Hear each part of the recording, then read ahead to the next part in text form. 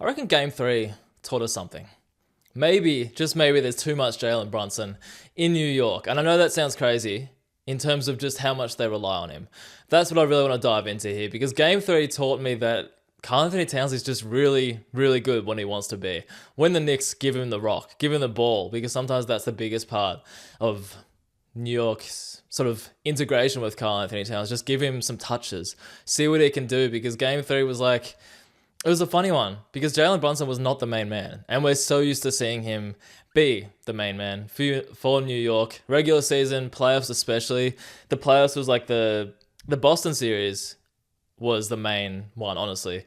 The main series where I was just like, you saw how awesome Jalen Brunson is, and he still obviously is in this series. But the fun things about playoffs is every series is different.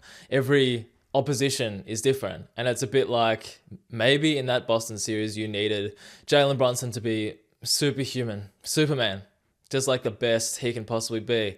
And maybe in this series against Indiana, you don't need him to be that, or maybe you shouldn't want him to be that. I've got it written down here. Maybe you don't want Jalen Brunson to be leaps and bounds above everyone else on the New York Knicks.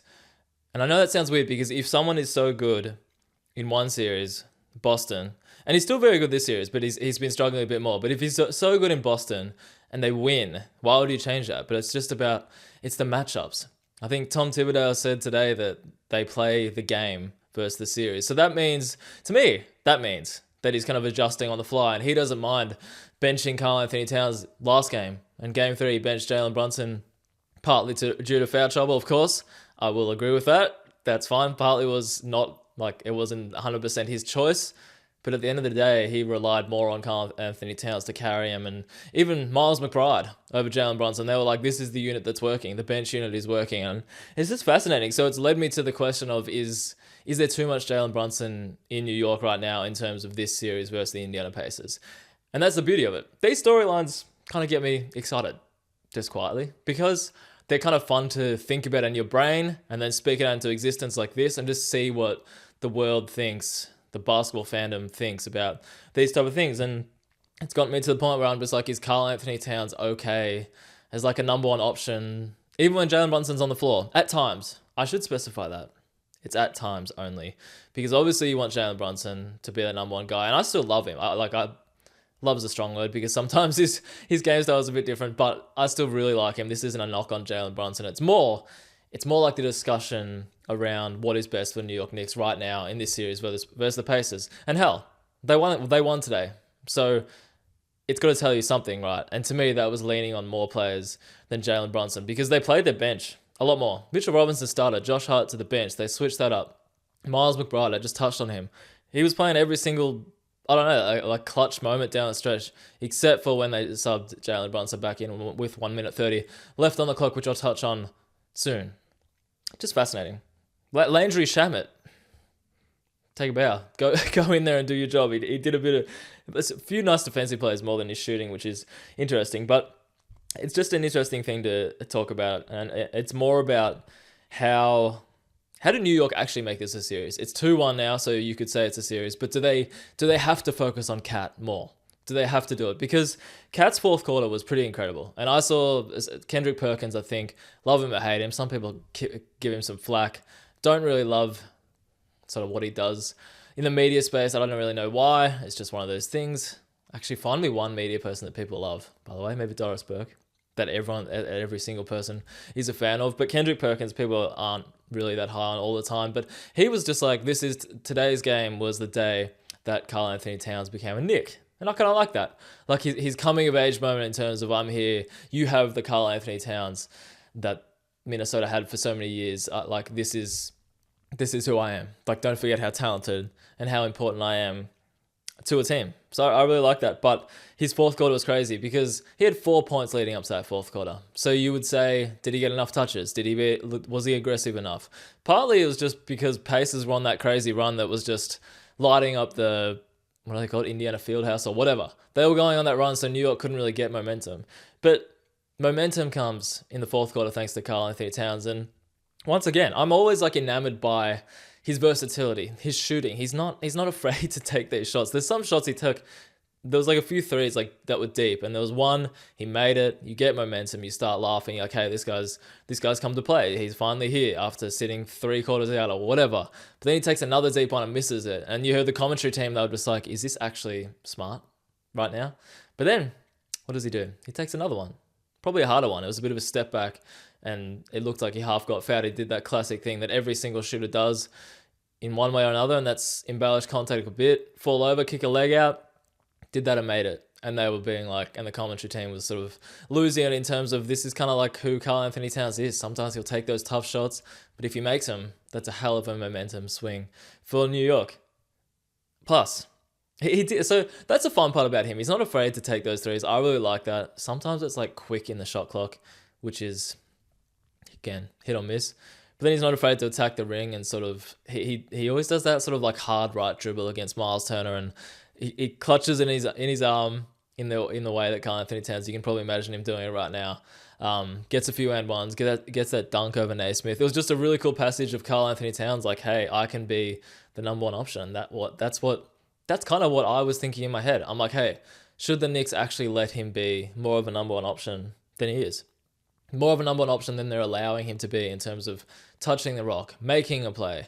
Dare I say he's not as predictable as Jalen Brunson right now. We kind of know who Jalen Brunson is in the playoffs right now. And yes, his elite footwork and his balance continues to impress. And again, going back to the commentary team, they seem like they're absolutely loving watching him do that. But has it gotten to the point where they're better off, say, take 5 shots away from Brunson and give it to Cat? That type of thing. I think that's obviously what they should be thinking about. And I know it's not that simple.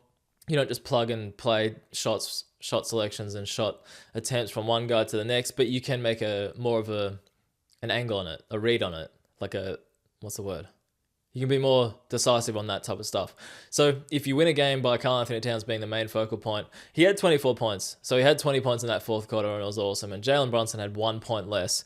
But the thing with Brunson was it's the 6 of 18 shooting, which I'll touch on soon. But I just think it's a really cool discussion. Like, do they actually need to give Karl Anthony Towns more of the ball and actually be like, you need to be a number one option in this series? And that's all I'm saying. This series only. If they have any chance of beating Indiana, who are just a hell of a team right now, team being the main word there, because I still look at the Knicks roster and I'm still like, they've got the better players, but Indiana just somehow, they just continue to do the team thing. Like there's not one player. Halliburton is the floor general. I was talking about this the other day. He's the floor general. He doesn't need to be that superstar. Miles Turner comes in and out. He doesn't need to be. I would love if he was a bit more consistent, but he shows up. Siakam was awesome game 2. Again, hitting clutch shots down the stretch. They are just a team. But do New York need to be more focused on who is going to be our number one option in this moment, in this passage, in this quarter? That type of thing. Let's give some more love to Towns, because I think he was awesome today and they won the game. So you have to look at these things. Jalen Brunson. Partly was foul trouble that they sat him the fourth quarter, but the fourth quarter was the whole sort of eye-opening moment to me. Tibbs sat, I think, I'm giving the commentary crew a great insight here and a great pump up, because they did their job well if they're providing insights that I find interesting and other people find interesting, I'm assuming. But where was I going with that? Oh, they were saying Tibbs, I think it was Richard Jefferson or Doris Burke or someone. They were just like, I'm not sure there's a coach around the league that loves one of their players as much as Tibbs loves Jalen Brunson. And I found that really cool to listen to. And the other thing that was cool about that was, besides how much he clearly is a fan of Jalen Brunson, he sat him, partly due to foul trouble, partly because the Knicks were on the run, but he sat him from the fourth quarter, 7-minute mark till 1 minute 30. 1 minute 30 was when they put Jalen Brunson back in a close game, in a game you kind of have to win if they are going to make this a series. So maybe you call that bold-ass coaching. Maybe you call that, I don't know, trust in other players like Miles McBride to actually run the point like that. I just find that stuff really cool to think about, that you have that much trust in someone else. Or that's where obviously coaching strategy comes into it. It's like, what are you going to do down the stretch there? And Tibbs, whatever he did worked. So that was fascinating. But the fact that they were just during those key moments, those moments where you have to have your best player in theory, but they didn't. Tibbs just didn't put Jalen Brunson in. And there was a fascinating moment that even though all of this happened and Jalen Brunson only came in with 1 minute 30 left on the clock, he straight away did what he must be cold, first and foremost. Like, you're not going to be in at game speed or whatever, even though you played like 30 minutes or whatever it is. But regardless, he came in after sitting for 6-7 minutes, came in and just straight away hits a floater that puts him up or ties the game. Just speaks to his clutch play, even if he's not the focal point. Again, but I found that moment really cool. But my whole thing here is the whole storyline and discussion that I find very interesting is, should New York actually look to go away from Jalen Brunson a bit more? It sounds weird. It sounds weird that you'd go away from a guy for doing what he's doing. He's having like an elite playoff performance, especially the Boston series, as I touched on. But I don't know. There's something about it. Trust the role players more. Trust your second tier star. Trust Mikal Bridges more, even though he was missing all of his mid-range shots today, it seemed like. But there's something in that. I find it a fascinating discussion whether you will clearly see an effort to give Karl Anthony Towns the rock more in quarter one, in quarter two, or you just go with what worked today. You play your bench guys a bit more, you still feed Brunson, and you kind of just go with whoever's going, so to speak. And I think maybe that's what they'll do. But it's fascinating. I also think it's great that New York won this, by the way.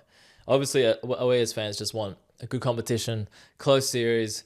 Both series now have kind of been, it's 2-1, so you're happy. You're laughing rather than just having two straight sweeps and going to the finals and seeing OKC just demolish whoever they're coming up against. That would be the Pacers if that was the case. But hey, Indiana keeps surprising, and Minnesota are not out of it in the OKC series. So very interesting things that develop. We might go into game 4 of this and Karl Anthony Towns might be awful. Or he might be great again, or Brunson might go back to his elite best and just win them the game. Or Pacers just look too strong. I named every single possibility. That could happen right there, but that's the beauty of it, because you just don't know what the hell is going to happen in these NBA playoffs and the NBA in general. For what people say about the NBA, I reckon that its unpredictable nature is almost the best part about it all. I'll leave you with that.